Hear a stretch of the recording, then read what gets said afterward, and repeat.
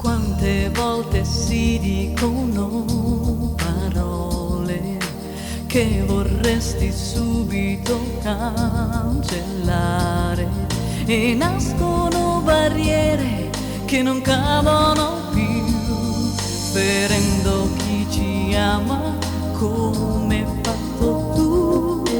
Quante volte anche i più grandi amori soffrono le pene di questi errori, e quante volte ci si perde così in stupidi rancori per poi trovarsi soli. Gente